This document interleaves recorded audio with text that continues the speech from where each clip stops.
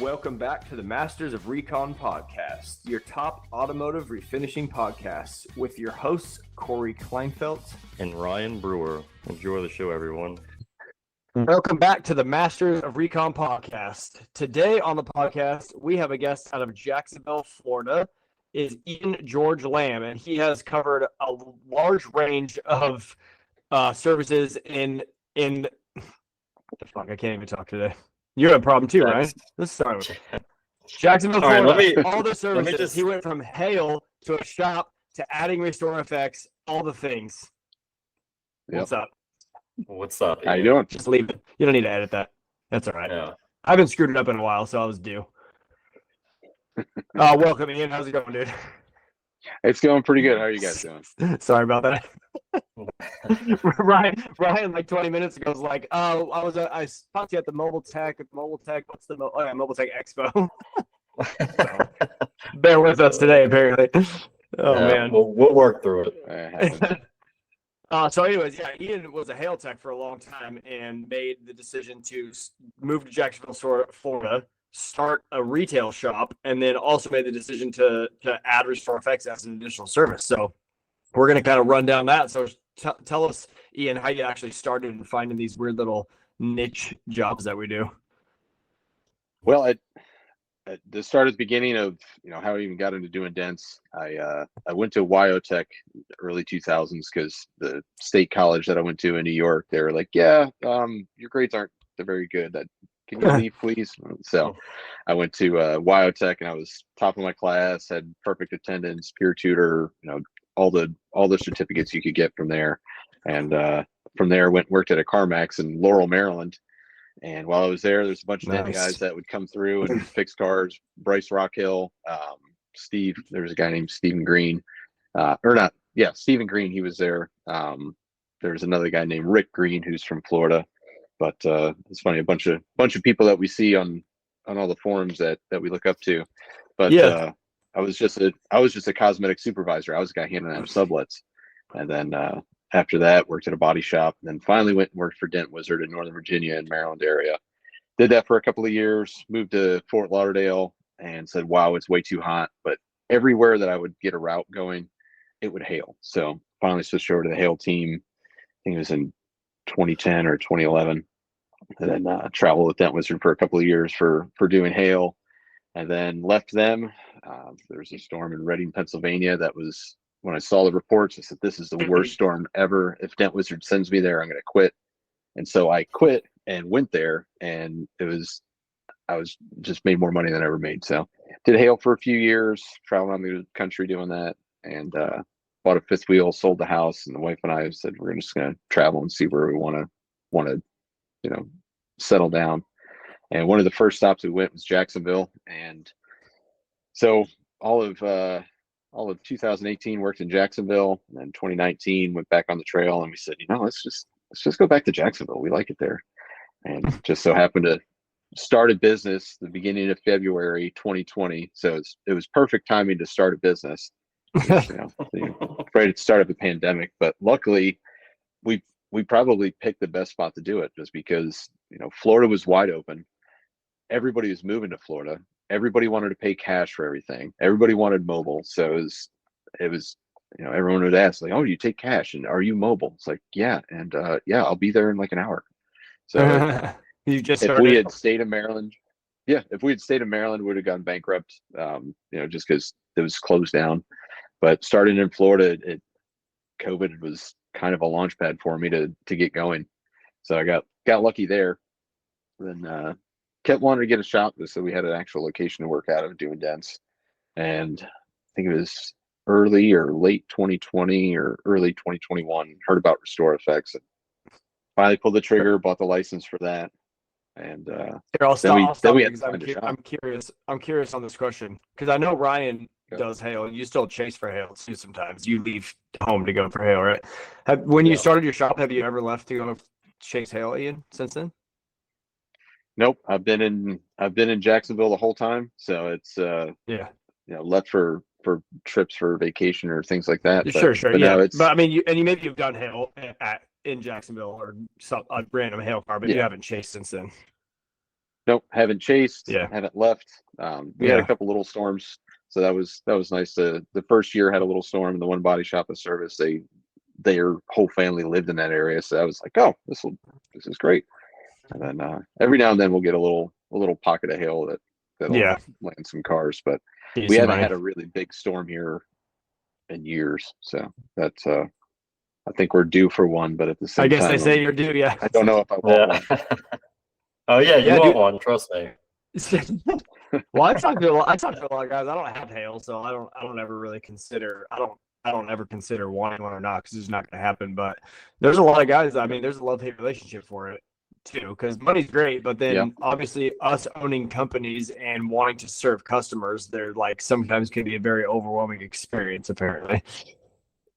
Yeah, you need like a whole like if you just a 1 or 2 man band at home and a hailstorm hits, dude, you're like so understaffed, it's ridiculous, and you can't find people in short term. It's like a really hard thing to do. So that's what's good about kind of having another service in your shop, because you'll already have a little bit more manpower than normal. Oh, that's interesting. I hadn't thought about that. Yeah, so just like, because we have RestorFX now, you're taking headliners down. I'm talking about that, like helpers in the shop can definitely help R9, but the front end stuff, like greeting customers, we should already all have somewhat of a secretary up front, and back end you should have some accountings, bookkeeping, stuff like that'll help through those things, because a one-man band, a hailstorm hits, you're going to get run over by all the guys coming in, and then they're going to see that your city's due for some more hail techs or PDR techs in general, and then you'll get people that never leave after the hailstorm, and it becomes a big mess. So I do see that we had that happen on the first one. So it was just a small little storm out in the west side of Jacksonville, and there's 2 or 3 companies that they came into town, and it's like, what?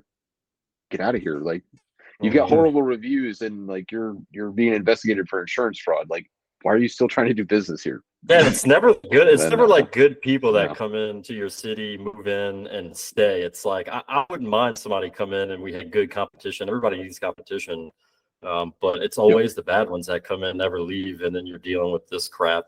So we definitely had it. The other tough part was I'd started the LLC, everything in mid 2019 in anticipation of getting everything going in Jacksonville. And the other part was, everybody was moving to Florida, especially dent guys. So there was, I had a plan to come down there, but then as soon as COVID happened, as everybody else had the same plans, I'm like, dang it, can you leave? Like, you're doing basketball sized dents for $250 and you're advertising that on Google. Like, stop it. Like, I remember talking about that. I don't know how you're even making money doing this, man. So did that push you to want to add more services on, because you had an influx of dent guys coming in that were solely just doing paintless dent repair? Did that have anything to do with that? Not really. No, that was, there's still plenty enough work for me. So I didn't really slow down much. Yeah, you lost the price shoppers, but half of them weren't my customers anyway, so I didn't care. We just see local, like, especially lately, we've been doing a ton of retail work where guys may have went to our competition, got a price to get a dent fixed, but they heard that we do this other. They don't even know what the service is. They're like, you have this other service, like putting clear coat on somebody's car. And so they were able to come to us and get more out of our business and being our customer than somebody who solely just does paintless dent repair. So that was like, I'm starting to see that come in, and it's pretty exciting. So, I think that's starting to play a little bit of a factor for me, just because they see, okay, there's the mobile dent guy. Yeah, he's going to come and fix my dings. And then they see, oh, he has a shop. There's tons of lights. It's well put together. And he fixes the big smashes, and he does this paint thing. It makes your cars look new again. And so there's the other thing I did was, so this kind of plays into the whole advertising trouble I was having for a while. I was paying a ton of money for Google ads, and the phone wasn't ringing, and it got to a point where I was starting to be, I wasn't profitable anymore because of the advertising spend, trying to cover all that. But being able to advertise stuff for RestorFX and local groups and Facebook groups, things like that, then it just got the conversation started for more things. So the more you do, the more you can, upsell or cross sell, things like that. So Yeah. That is a nice part of it, is just because you're not a ding guy. You do everything, then it just leads to more work overall.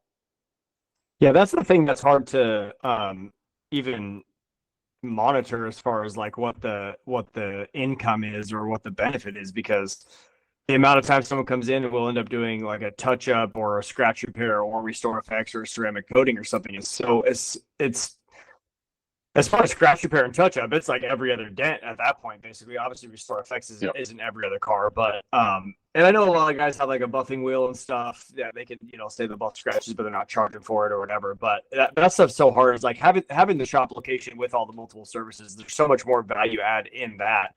And man, Ian and I had you on the podcast when I was PDR Coach podcast this was years ago, probably in mid 2020, I would say, probably 3-4 years ago. I remember I was in my van when we did that one. So I do remember that. Yeah, I remember that. I've interviewed a lot of guys in the vans for sure. I did some in my truck too as well. But we talked about a long time, like how do you differentiate yourself as a dent guy from the other dent guy? For the most part, it was really difficult. I mean, we could say we're better, but it's hard to prove that ahead of time and all that type of stuff. But I think the route that we've all gone, and a lot of guys are, the ones we've had on this podcast and a lot of people are going, is like opening a shop at ag services is how you differentiate. I mean, there's just people that see that as way more legitimate than a mobile guy. There's people that love mobile. Don't get me wrong. Like, we've lost jobs because I'm like, yeah, we do this in our shop. And they're like, oh, I want a mobile guy. And I'm like, okay, but there's, I think the legitimacy it gives to what we do is huge. And then you can, I can also do that. I can do that. I can do that. I was like, oh shit, this guy's got it down. Yep. Well, look at it like so say a detailer. So you've got your mobile wash guys. He can come to your house and do a quick wash and vacuum out the inside. Like, okay, great. And so that's equivalent to, say, the mobile dent guy. Like, all right, he's going to come out, fix some door dings. Yeah, he might be able to do some bigger stuff, but he's going to be a little bit limited. Then you've got the nice shop. They've got nice new cars. They're doing PPF. They're doing wraps. They're doing window tint, ceramic, paint correction, everything in the shop. You're like, okay, oh, you guys do mobile detail as well? Oh, great. But then customers see like, oh, these guys are the pros. They do all of it. So yeah, and I will caveat that because I've gotten some flack from some, because I was mobile for pretty much my entire career until 2 years ago, so 20 years, and also Bryce Kelly does a majority of his shit mobile. So to caveat that, everything can be done mobile. I'm fully aware of that. Yeah, I just don't want to do it. No, I know it is possible, and obviously probably one of the top technicians in the country as far as the guy who's sharing his stuff is Bryce Kelly, and I know he has like a shop. He's got, like, I've seen his videos. He's got some sort of shop situation figured out, but majority of his shit's done mobile, so it can be done. I get that, but it's much easier in a shop. And at the same time, you're going to be more efficient, because say you've got 100%. Say you've got 3 and they're $500 dent jobs for the day. It's something where you could probably get them all knocked out by lunch if they're at your shop. Well, if they're not at your shop, you've got to go. You got to do the one, do the song and dance. Do the work. Get paid, all that. Pack it up. Then you got to drive to the other one. And then you got to do the same thing over again. And then you got to drive to the other one. And then, oh, well, my kid was sick. Oh, can you come 30 minutes later? Oh, can I reschedule? No. And then it's so that, like, I used to do mobile. I've fixed some big gnarly stuff mobile before. Same. And I want to do it inside. I've got AC and I've got great lights and I've got a refrigerator with, drinks and snacks and everything. And I can just go over and do that. There's an actual bathroom, not some camping thing in the back of my van, and it's going to make it smell weird if I use it. And it just, no, let me just bring it to my shop. So, yeah. What were we going to say, Aaron? Had nothing to do with this podcast, but if Bryce Kelly ever listens to this, I'm sure you're going to see him soon. Major question, I don't know if everybody else is asking this, but does he fix door dings? I know, dude. I'm asking him that question, dude. Like, dude, what do you do when somebody calls you up if you're Bryce Kelly and you're like, I just have a quarter-sized dent in my door? You're like, nah, I don't fuck off. Too small. Yeah. Well, I mean, he's it's- booked out for what, 3 months at a time. So he's probably like, yeah, I can get to you in Yeah. about 3 months. And they're gonna be like, dude, it's a rental car. I need it done like this week. And I'm like, Yeah, Yeah, but we all if get he's that. like any other dent guy, he's like, oh, you've got a little door ding. I'm working over here. Come on by. I'll knock it out. Like Yeah. he's a smart enough guy. He's probably doing that. So yeah, and Yeah. he's not making videos of it, but yeah. you know. But I thought that too. I'm And like, does he just weeds out only the worst shit? And he's like, can you kick it a little more and make it a little worse and then maybe come by? Well, I was working on one Too bad. today. It was just like a fender dent that was probably the size of a baseball. I'm like, dude, Bryce probably wouldn't even fuck with this. It's pretty funny. Different. I'll ask him that though. He's coming to my shop. Yeah, for sure. For those of you that don't know and you're listening, the Advanced Skills Seminar, we should probably talk about that every time. Sorry to interrupt. But yeah, Advanced Skills Seminar, Sacramento, June 20. Should know the dates. June 20th to 23rd. I'll put a link in the show notes if you guys do want to come. It's in Sacramento. Bryce Kelly, Keith Cosentino, Shane Jacks, myself, Paul Corden, Marty Runick, who is just the sleeper of the industry that I think some people realize his value, but most don't. All going to be there to train. So I'll Marty's got that old school metalworking knowledge, so that the stuff body men were doing in the 50s that we didn't understand how metal moved. Like that's what he knows, and he is applying to dent repair or paintless dent repair. Yeah, it's funny how we're just getting into that. I know, like I say, just getting into that, but it's like we went backwards, and it's like we should have been utilizing this stuff from day one, and it's like now we're looking at all the older guys like him that are teaching us how to move metal differently, and we've all been pushing dents for 10+ years. I'm like, I feel stupid sometimes, Yeah, to take a hard right. To take a hard right turn onto that subject. It's called the Fairmont. I'm pretty sure Fairmont method, developed way back in the day with moving metal. And we're talking about basically lateral tension for the most part is what we're talking about with that stuff. Yeah. But yeah, it's just been around forever. And the thing is, Marty's been talking about it for just as long. Just no one was listening. He's been training on it for 15 years at Top Gun PDR training. No one was listening. Well, it's weird. I was at a body shop who does phenomenal work, and he was like, "Man, I've been looking at these videos, and they're doing this thing where they put the glue on and they pull the dent." And I'm like, "Lateral tension," and he's like, "Yeah, like they don't even do it in body shops anymore because they're just panel replacement people." Yeah. So like yeah, he was like, "Man, I'm going to buy the Cam Auto pulling tower and all this stuff to help him glue pull," and I was like, it's kind of wild that the body shops are behind. Like it was like a lost art, and everybody's getting back into it, which is kind of wild. Well, if you think about it with dent guys on that side of things, like a lot of dent guys, we wanted to fix just really small stuff and make a lot of money, and nobody really wanted to fix the big stuff. They're like, no, it's going to take forever to send it to a body shop. But then you get Paul Corden pricing models set up, and it's like, oh wow, I can actually get decent money for this big smash. Whereas for years everyone's like, oh, bedside's inside out, I can't get more than $600 for that. And then it's like, no, you can probably get like $3,000 for it. Like, oh well, that changes things. So I think now I'll do it. Yeah. I think the lateral tension and all these crazy new tools that we're seeing, it's out of just the opportunity now. So before, the opportunity wasn't there because nobody really thought to do it. But then again, what's old is new. So that's that. Yeah, and I think that there's not like, I think the PR guys are the body guys now, like the metal workers now. I guess I would say, because they're still called body shop. We do way more metal work than a body shop. Yeah, it's fascinating how that happened. It's like they all did that, and then they like slowly dipped more and more into just replacing parts and over the 30 years or 40 years lost the skill of actual metal work. And then we kind of came up at the same time and like just crossed paths. And now I think Bryce Kelly will talk about it too in some videos. Like, I mean, now we're the metal artists now. And especially now we can do it without even taking paint off, which is sometimes I will literally fix a dent with lateral tension and a shrinky box from the back and all that shit. And I'm like, that's crazy. I did the work and I'm like, that's crazy. Like I've been doing this for 23 years. And one of the worst sounding sounds in the world is the oil can sound. You're like, guess it's over. You know? Yeah, you can hear it Now from I can- across the shop too. I know. You're like, oh, you Yeah. good? And you're like, yeah, fucking. Boom, boom. There's 3 hours gone, and now you can fix it. It's Yeah. it's honestly it's crazy. It really is. It's Yeah. it's shocking sometimes. Um. Oh. So, anyways, yeah, took a little tangent there, but that's how we roll. Yeah.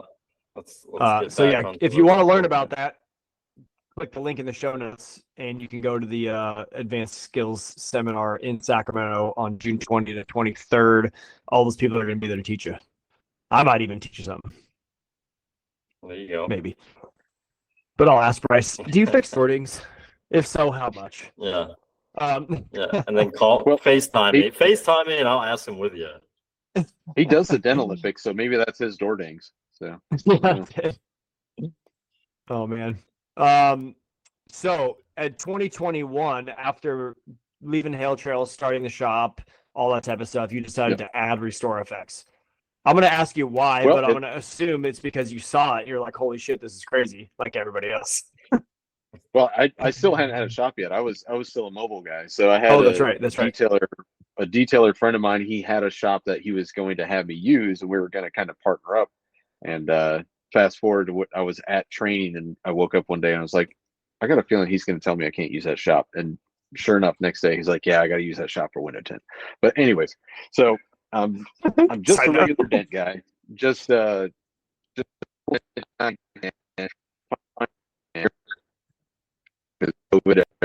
and crazy money wise, nothing was available, and zoning and the fire marshal and you name it. There was always something with the shop where it made it to where we couldn't move in. And but then, early 2021, finally decide, all right, I'm gonna get the RestorFX license.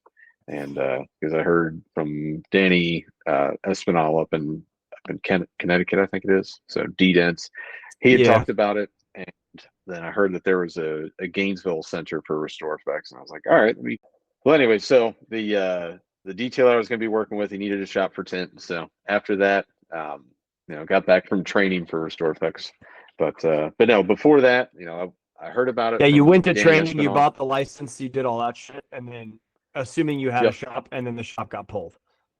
Yeah, so that sucks. That kind of sucked. So then it was took a little while, but we ended up finding ones. It was commercial storage units that had commercial units, and I was like, holy crap, let's go check it out.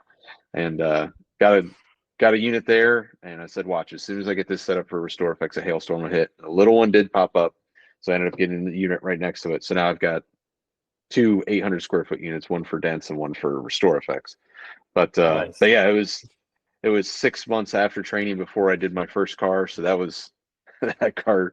I wonder what that car looks like now. So I kind of want to see it, but I kind of don't, because I'd probably be embarrassed. But it was a 2013 Porsche Cayenne, and did it as a demo car, took it back, and they sold it that day. And I was like, oh, well, I thought it looked like crap, but apparently the customer loved it. So, but yeah. So anyways, but yeah. So why RestorFX? RestorFX?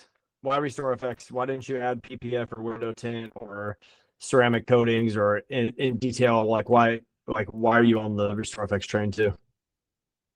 Well, a couple of good friends, they own detail companies, and I didn't want to have to try to compete with my friends on that. I wanted something that would complement other people that I know. So, and they send stuff to me like, listen, man, I can't polish this out. This thing's trash. I'm like, all right, we'll do it. But no, it's PPF. That's something where you're going to go through $100,000 worth of product to learn how to do it, let alone paying someone to do it. And at the same time, the techs who do that work, they're six-figure techs like dent guys. And you've got, 20 grand a month in product that you've got to use as well. And, that's a game I didn't want to play. Whereas RestorFX is something where you can get somebody, fairly well trained in a month or two. And at the same time, it's unique. No one else is doing it. No one else can do it in my area. So it was kind of like how dents used to be, where you'd have, a franchise, and, that franchise, nobody could mess with it because you were the franchise owner. So that, So that do you have, go ahead. So do you He's frozen. is because it throws us unique. No one else do it, but also it's not explaining the hell is that we. I'm losing you. Yeah. You're breaking up. You want to get on your? You want to get on your phone? No, you're breaking up. Yeah, you were breaking up this time, Corey. Wow, one of those days, guys. Ask Yep. your question, Ryan. I'll come back. It'll come back. Yeah. Do you have technicians working for you, or are you doing the restore yourself? No, we've got two techs. So one she does a better job than I do. Like she's probably done 4 times as many cars as I have, but she knows the whole process. And then we've got another tech he's just starting to apply. So he did his own car one weekend just to give it a try, and it turned out amazing. So he's very detail minded as it is. So that's working out good. But now we just did our first boat today. So that's something I've thought about today as well. I feel like all the people we hire, especially if we're going to grow a business, you have to hire people. Hopefully, I mean, it's hard to figure out who somebody is quickly, but the goal is to hire somebody that's going to be better than you at that deal, right? Even if you hire a PDR technician, you hopefully, if you have to train him, that guy's ambition is to be like better than you are, right? Same thing with RestorFX. Yep. Or a secretary or a manager or a salesperson. Those guys should always be pushing to be better than you, because if you just have a bunch of guys in your shop or girls and they're all mediocre and you're the only one that's like the best at it, you're going to struggle. Like I've been down that road, and I think that's a lot of for people to think about is when you're hiring somebody and even pushing them into like inspire. I think Matt Moore is really good at that. I think that everybody Matt has working in the shop is better than Matt is at all aspects, which is Matt's really good at the back end of his business and growing a brand and creating systems and doing those things. And that's kind of what he sticks to. And then like his managers, his dent guys, everybody's just so good that works for him. And I just thought about it for some reason today. And I was like, that's kind of really where I need to start pushing to. And now we get to tell everybody about that today, which is cool. Yep. So, because you said that, right? The chick, you just said the chick is like better than you at RestorFX. That's fine. She's awesome. So when we first hired her, she had some personal stuff going on. So I was like, I don't know if she's gonna make it. Like, man, but she got through that stuff, and I'm definitely glad we kept her on, just because it was probably a month and a half into when she was working for us, and I had her at one shop working with the tech, and I was at another shop working, and I was sitting. She's like, "Well, do we have anything for today?" Like she was anxious to do some work, whereas the other tech, he was just kind of like, whatever. There's no work. I'll just hang out. And she said, if you give me some business cards, I can go do sales if you want. I'm going, that's awesome. Wait a second. Like nobody's offered to do this. And now there's some accounts where they probably know her, and they're probably, if I walked in, they wouldn't even know who I was. But she eats what she kills. I mean, she'll go out and just get work, and I don't have to stress about it. And so she's the lead tech now, and obviously we compensate her better than everybody else, just because, well, she goes and gets the work, she does the work, she bills the work. Like there's some days where I don't even know what she's doing, but she's making us money. So it's like, no, just keep doing what you're doing. So the goal is to get her to a point where she has technicians under her, so where she can train them, but she's more running things, because if she can definitely just run things. She's great with customers, and she came from a customer service background. Yep. So she had no experience in the automotive world at all. She was a customer service rep for a few years. Nice. And she was always interested in doing something with cars, and got her into this. And she's like, I don't think I want to be a detailer anymore. But it's nice to see someone who actually has like ambition and drive and works hard and wants to see things happen. So like the other day, she was at the shop till, I think it was like almost 8:30, and she had gotten there at 7.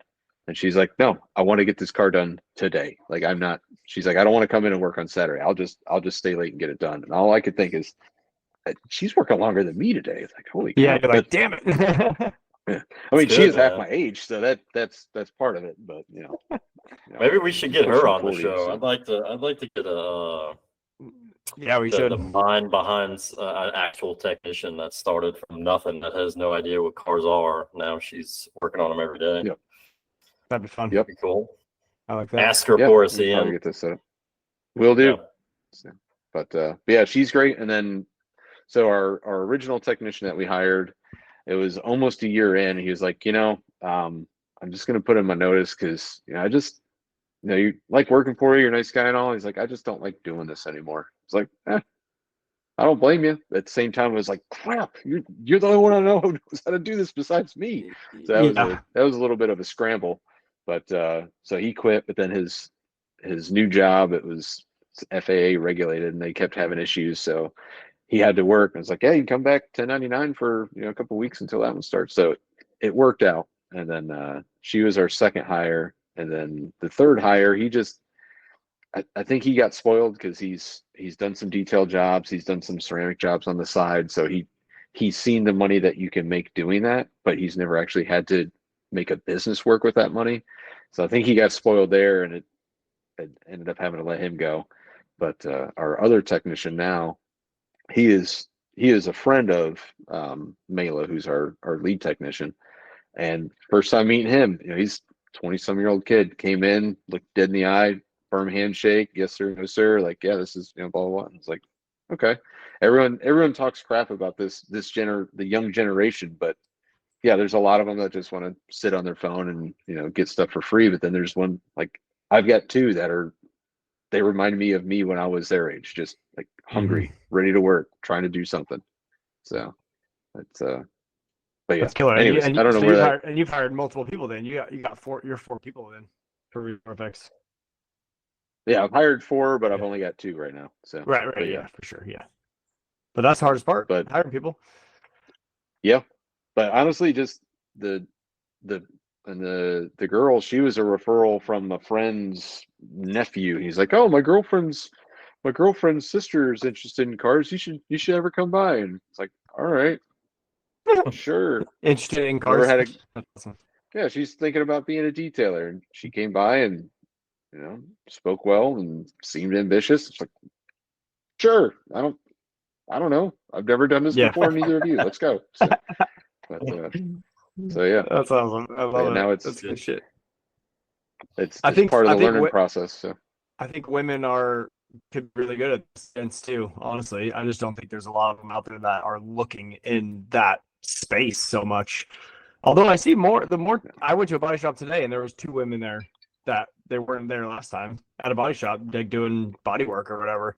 So I wonder if that's going to change over time. I don't know. I think they're good at the detail oriented stuff. Yeah.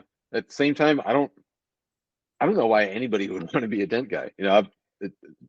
It's funny to say that because that's all we ever wanted to be when we first heard about it. But almost 17 years in now, it's like, I should have done this a whole lot different. But I think a lot of guys are probably in that same mindset where they've been doing it for 15, 20 years. There's still a guy in a truck, and they got to keep making money, and they're wondering where it's going to end.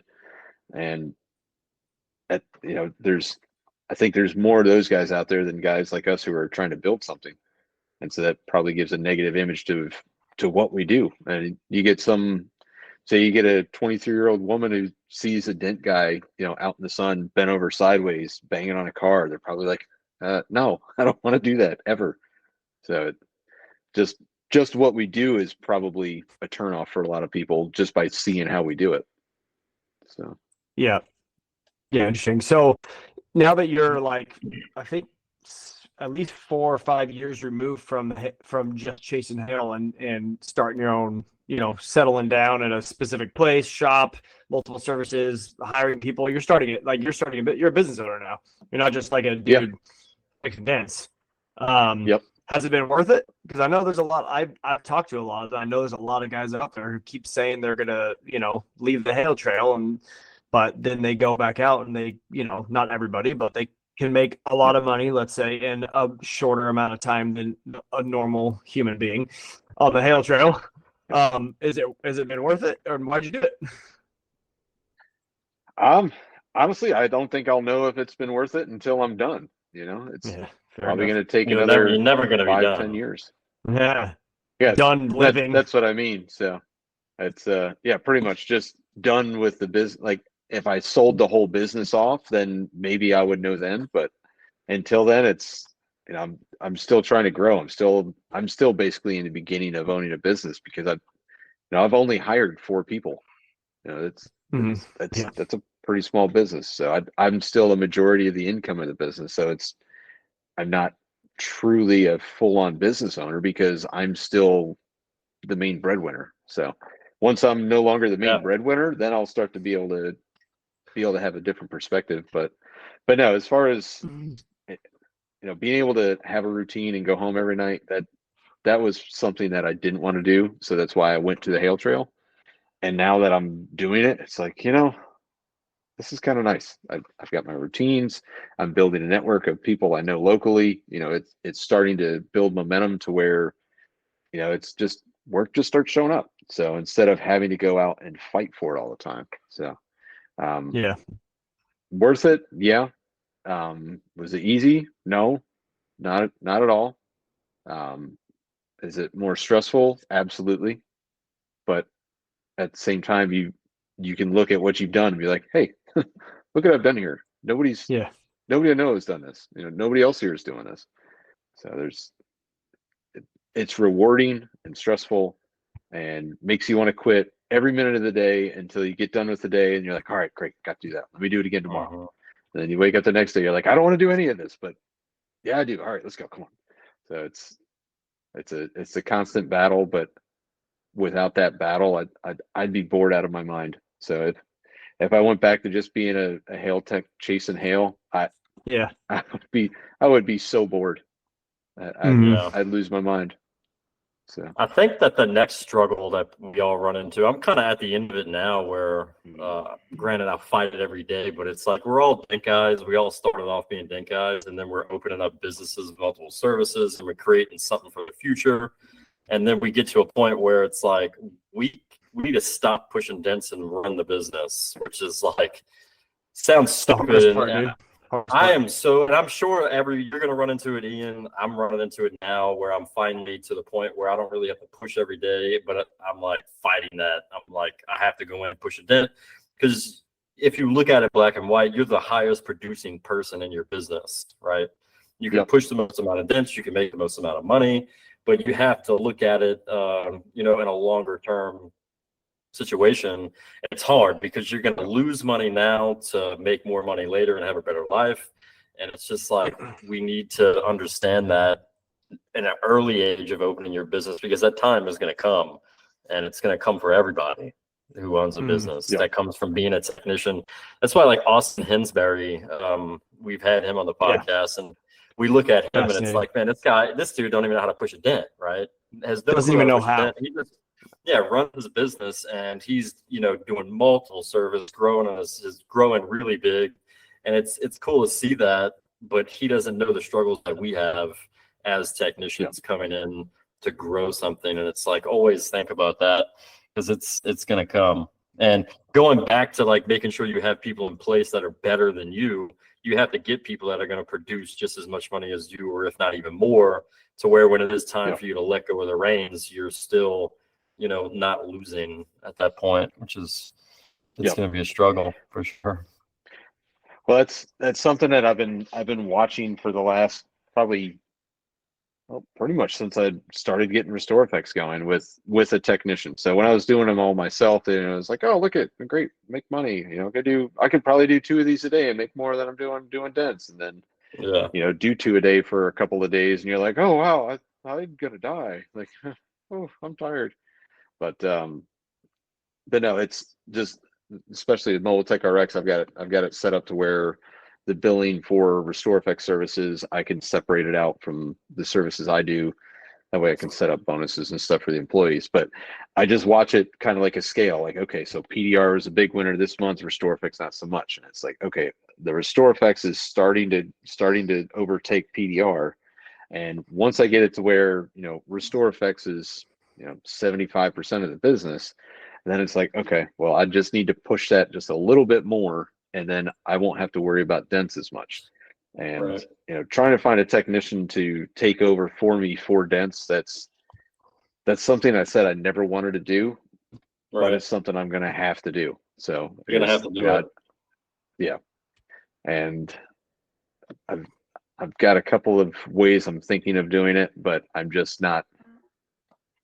That's something where it's it'd be like a one-man body shop, and then saying, okay, I'm going to hire a guy to take over for me, and people are like, but you're the guy who does that. So that Well, Corey, getting you should people know to a lot accept about somebody that. else. Yeah, I mean, your dad, had Dent Pro Sacramento franchise, Dent Pros, and you had a ton of people working for you. So you should know more than most, right? My dad never replaced himself, and I haven't yet either. Yeah. Um, It's hard. It's not easy. There's very few. I mean, when I think about it, I know Matt Moore, doesn't push anymore.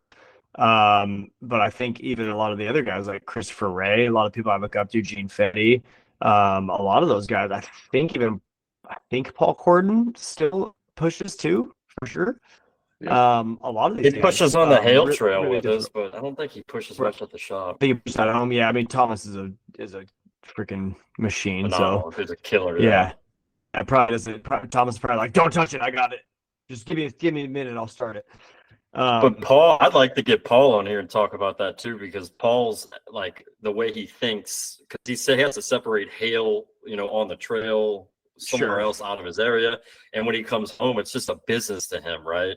And like for him to hire a technician, I don't know what these guys do, but if you can get them to train your technician you're trying to hire, they're like freaks at it, because what their 1 year technician was doing compared to my 10-year technician, I was like, I don't know how you did that. And these guys were fresh off the boat, didn't know nothing about pushing dents, and he turned them into phenomenal techs. So they've been able to do it successfully. They've lost, I think, 1 or 2 throughout the years, but for them, it's like, does it hurt? Yes, but they just move on. They just move on to the next thing. Yeah. So it worked out.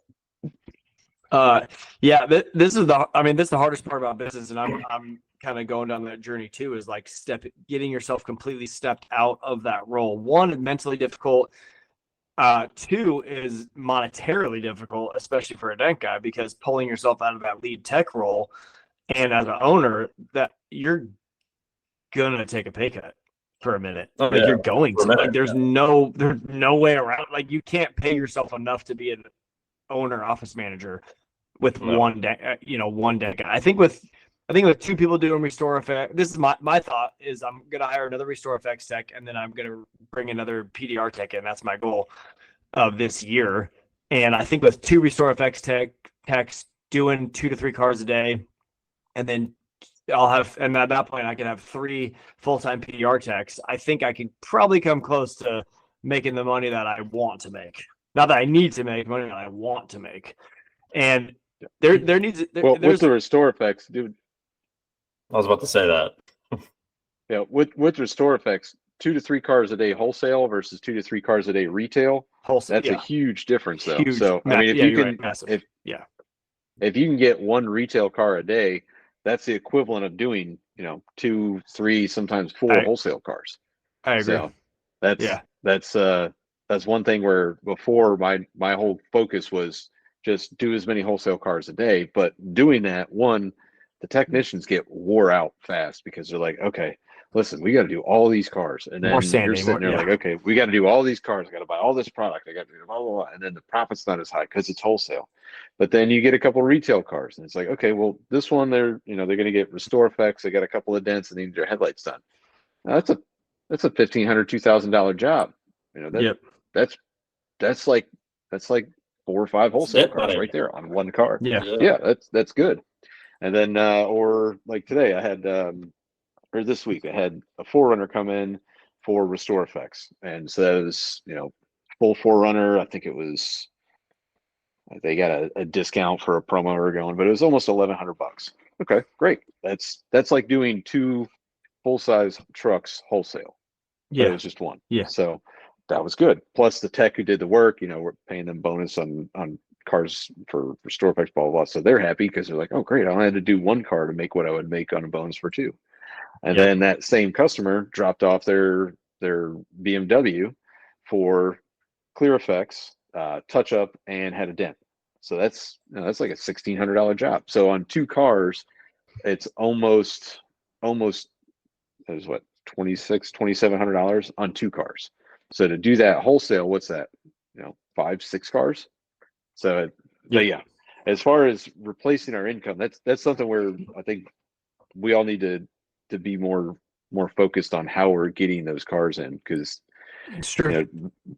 wholesale, yeah, we could try knocking out 10 wholesale cars a day. You're gonna have to have a huge staff for it, and the margin's going to be tight. But if we can get that retail base going, then not only are you going to get those RestorFX cars or the ceramic cars, but you're going to get the dents from it, and then it's just going to compound into having all this extra work for your techs that pays more, which will make it easier for us to step out of that role of being dent guy, owner, office manager, everything else. So For sure. but So how do we do that?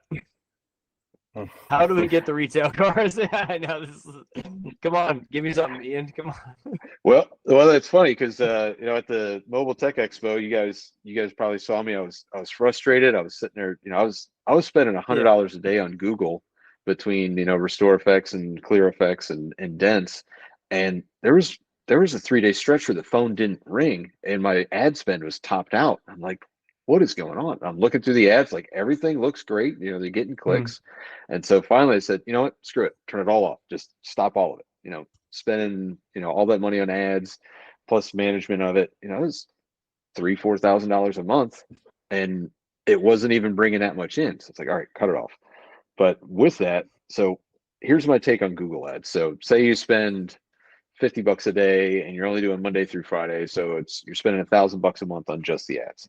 Well, you have to be able to make enough to not only cover those ads, but make it profitable. So unless you're getting $5,000 worth of work off of it, it's not worth your time to advertise, because not only do you have to make $1,000 to cover that. So say that takes you a day, but then you also have to make $1,000 to make it to where you've actually made a profit off of that.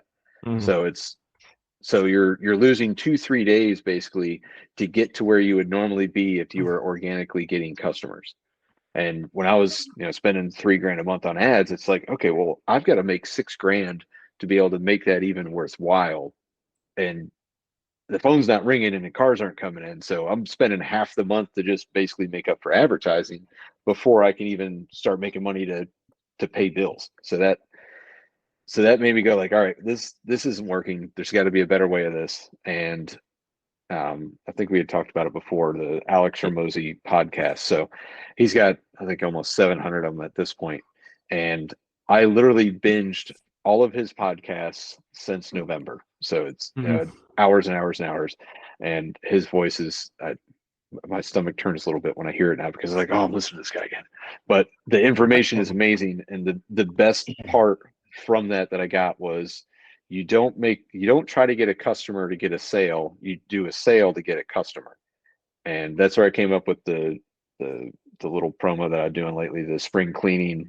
So it's a clean, correct, and coat. So we're not doing a full ceramic. We're just doing refined. So it's the spray ceramic, but we're going to do an exterior, interior clean, vacuum it out, wipe down the interior, give it go the clay disc, decontaminate the paint, and then give it a 1-step polish, put refine on it. And that's doing it for $3.99, which is way cheaper than we should be charging, but it gets the conversation going. So that I think we did like 10 or 12 of those since I put that up, and more people are still like, hey man, I can't do it right now, but if I schedule, can I get it done later? Like, yeah, sure, we'll honor it.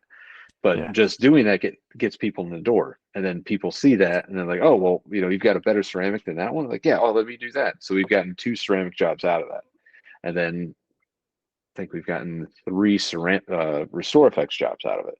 but that's all something where I just posted it to social media, a couple of the buy sell groups for local car clubs, posted in there, and it gets the ball rolling. And the next thing you know, they're like, okay, oh, you're a dent guy. Oh, you do this. Oh, you do that. Oh, you do that. Mhm. And so far this month, just off of getting those conversations going, we've done, I think, let's say the third.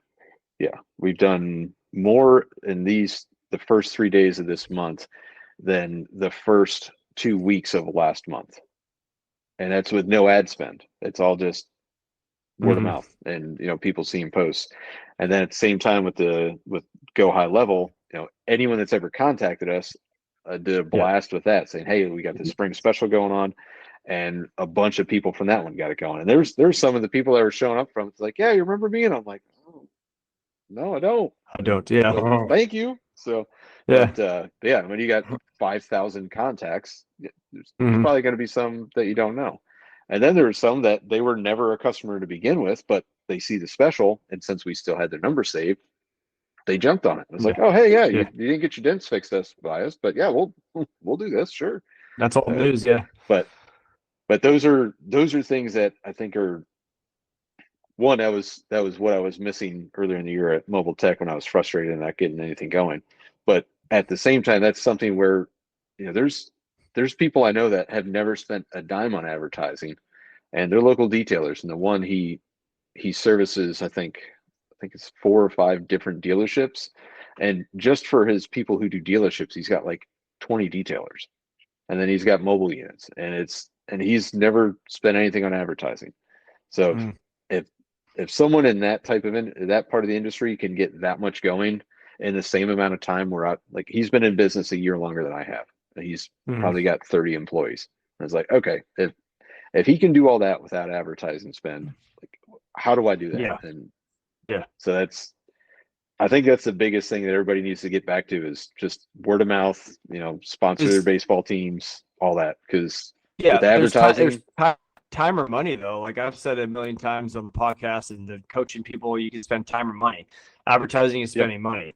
It is a good way to do it if you can get a multiple return. And you got to track it, and you got to get to multiple return, or else it's not worth spending the money. The other option is time, which is like posting your own shit, going to the places, going to talk to people, going to do all that stuff. Then that's the other way to do it. Yep.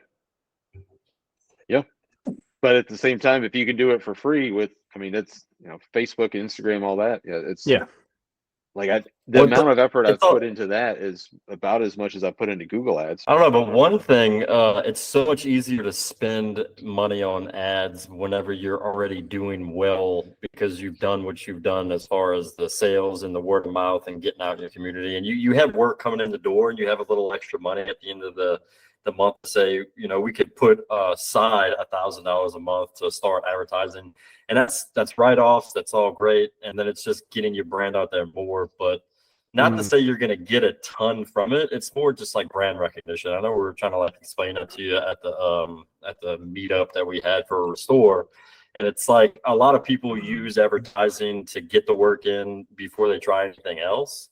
And I think now you're seeing it, that you've gotten in the community, you've run sales, you've done your research, and that works, I would say, to push a lot more people that have RestorFXs or any type of business. Like if you don't get out there and network, you're going to struggle. Yeah. We just have I'm not to say I'm from Lafayette, but I've been here forever. I'm pretty much a local. I already had an existing business and a huge clientele base that was easy for me to get RestorFX off the ground. And I'm sure some people are like that. Corey had the same thing, and it kind of worked for him as well. So we spend money on ads not to necessarily get all the work in the door. It's kind of just like extra lanyard. We have the money to spend it, and we're not going overboard. Now I don't spend any money on ads. I think we'll boost a post if we're super excited about it. Like if it's a crazy transformation of a car that we did, we'll spend $20 on boosting it. And the amount of, we get more out of that than we do trying to spend $100 a day on selling something or a service, So yeah. See, that's where I had screwed up, is because when I got started here for dents, nobody knew me, and I didn't have a client base, I didn't have dealerships, any of that. So I had to spend money to get in front of people, because I was already out, knocking on doors and everything like that. And but yeah, without Google Ads for PDR, I wouldn't have gotten started here. I would have floundered. And so I basically took that same thinking and said, okay, well, this is something new. Let me dump a bunch of money into it. And the market said, like, yeah, we don't know what that is. No, sorry, spend all the money you want. But yeah, that's learning to get customers going from people you know and people you trust, and getting out in front of people and letting people know who you are. That's a big part of it. But yeah. yeah, 100%. And then offering multiple services too, just getting people in the door. It's, again, really tough to track. I know big corporations and big companies do it, but lifetime value of a customer too, because when you're looking at just running dent ads, and I still run some dent ads, $500 to $1,000 a month in dent and Google AdWords for dent repair, and just getting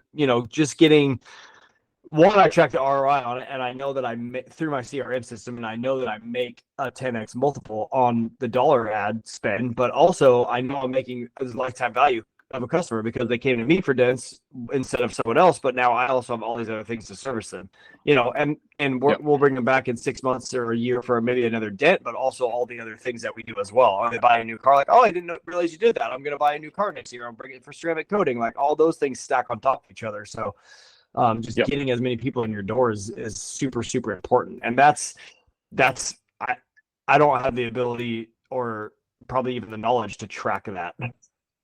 At the same time, you're getting people in the door, and getting people in the door is a big thing, because once you have them in the door, and you can talk to them and get it done. Exactly. Yeah. And then once you've done enough, more people keep talking about you. Yep. Yeah.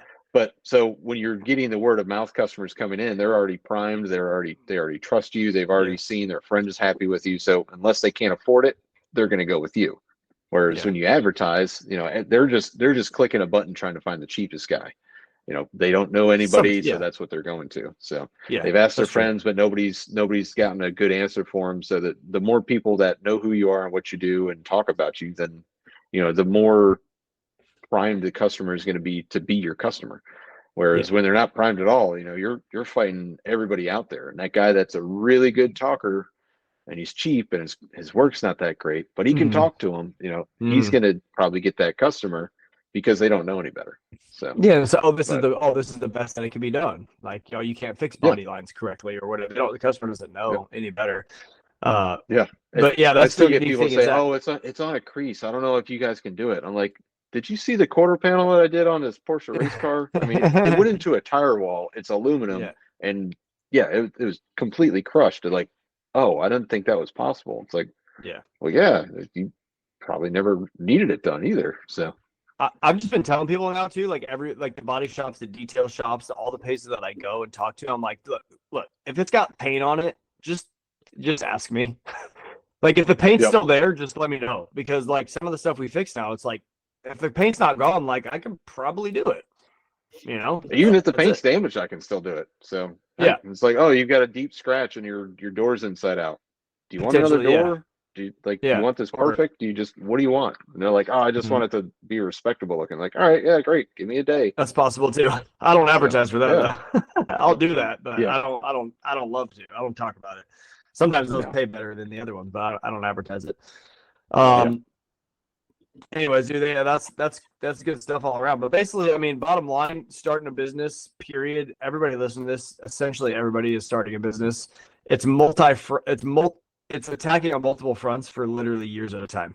It's getting the Google ads, going. It's the face-to-face marketing. It's the going into dealerships.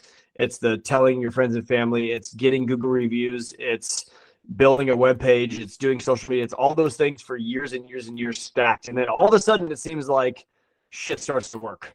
It's not necessarily like one thing, like, oh, if you run Google ads and say this particular thing, then you'll be successful. I think obviously culture says otherwise. Like, we all think it should be faster and easier because that's promoted on everything. But it's just literally doing all of the different things as best as you possibly can without stopping for years straight. And the thing is, you might be doing good at everything, and then all of a sudden you get just a little bit better at that of one part of it, and that makes everything easier. So you get, say you have a hard time doing sales. Those big complicated dents, you have a hard time selling a customer on it. Well, say all your other systems are great, you're getting plenty of people coming in, and you have a hard time selling that dent. The guy that has an easy time selling it is probably going to get it because you don't. Mm. Well, Yeah. now you get good at selling that dent. Next thing you know, everyone that comes to you, you're becoming a customer because you're proficient at selling that dent. And then it's, then you're like, oh, well, I'm just a little bit better at networking, or I'm a little bit better at, at advertising, or a little bit better with my posts on social media. And that one little improvement gets that one person to see that and say, oh, well, yeah, that's okay. I'm going to give this a try now. And then that person tells everybody, and then they tell everybody. And then it could have just been that one little thing, and you never know what it is sometimes. So that's like and all the posts I've been doing just for stackable. Yeah. And literally that one Alex Ramosi quote that he said is make a sale to get customers instead of trying to get a customer to make a sale. That was that one is what came up with that spring special that I had. And since then it's like I haven't paid $1 for advertising. I'm busy every day. The phone is ringing with good qualified candidates. And it's like, wow, this is so much easier. Like what have I been doing wrong this whole time? I need to do more things like this. Yeah, just changing it up just that one little bit, and it just took off.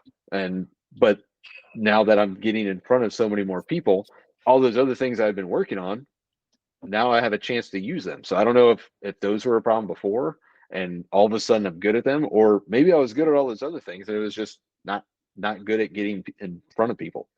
And now that I'm getting in front of people, it's like, oh, this all works now. Great. Okay. How do we make this better? That's killer, dude. Love that. That's awesome, and I'm happy to hear you're on the right track and everything's moving forward, right? Yeah. At Mobile Tech, I was sitting there, I was sweating bullets because I was like, man, I'm spending all this money on ads and nobody's coming in, and my savings is going down. Like, oh, this isn't working. And then all of a sudden it's like, oh, well, you're dummy. You just got to be genuine and get in front of people who care about their cars. Like, oh, okay, there we go. Yeah, so, that's there good. you go. I like it. Just made it work. Love that, dude. So. I appreciate it. Hopefully everybody got a lot of insight on this one. I always learn every time I have these conversations. So I appreciate Ian. Oh, and shit, we didn't even talk about it, but I don't really think we're supposed to talk about it very much, but RestorFX is going to have a option for boats. They do. A few people have demoed them. I've done one. Ian's done one. You just finished it today, actually, the day of this recording. I know we're not it's not out there a ton. They're not talking about it a lot or whatever. So I guess you could say you heard it here on the podcast first. But it is gel coat repair, and it's freaking phenomenal. I did one. It was insane, and the videos you sent me looked pretty impressive too, Ian. I'm sure they looked good in person too. Yeah. The boat. It was a 1987. And I think they tried to polish like a 2-foot section and just gave up. But it went from like farmed salmon color pink to a nice deep red, deep color blacks. But yeah, I spent 16 hours sanding it, and it was it was the perfect boat to learn what to do and what not to do, and how to press it. Yeah. If I get another one like this, I'm gonna be like, listen, this is not going to be cheap, and this is going to take several days. Like, do you want to do this? Yeah. But it was. I think I sanded about an 1/8 inch into it, like on a 24-foot boat. Gel coat's different. It was the worst. Yeah, it was the worst of the worst. It was worse than mine. So. Yeah. For sure. Yeah, it was horrible. Well, so we'll have to talk about that when I'll get with corporate or probably Alex or whoever and ask, like, can we talk about this more? But we do have they have an option for boats. And I keep on saying, I don't know if I said it on the podcast, but I am going to do a demo on not a demo, I'm charging for it, but on a fire engine as well. So that's some of that's single stage and some is paint clear. So that'll be an interesting one as well. But RestorFX is continually getting better. They're continually changing their product. They're continually making their product better and adding to the things that we can do, like gel coat, single stage, etc. They even have more stuff that I know we're not supposed to talk about that for options on cars that are real bad too. So it's gonna be. I feel like RestorFX have said it a million times, just getting started, but we got a long way to go on it. But there's some cool stuff coming. So. Yep. Yeah, Good stuff. there's a busing company right near my one shop, and all of their buses are super chalked out, and I'm sitting there like, do I want to do this? I want to say anything? Ooh, man, that's a lot of material I got to go over. But I think I might have a mutiny from my text. So I'm like, yeah, we're going to start doing buses. They're going to be like, this, no, like we need more of us if we're going to do buses. So, for sure. But yeah. So good stuff, dude. All right, man. Well, thanks for coming on. I appreciate you. Yes, sir. Thanks, I appreciate being on here. So yeah, hopefully you gave some info that was worth listening to. So absolutely, yeah, for sure, man. Yep. Well, let's talk again soon. Till next time, guys. Sounds good. All right, later. See ya. Bye. Thank you for listening to another episode of the Masters of Recon podcast. If you're getting value from this podcast, then please subscribe to the show and give us a review so others can find our show as well. And if you haven't joined the discussion yet, then go find us over at Masters of Recon Facebook group to join the weekly discussion. See you all next time.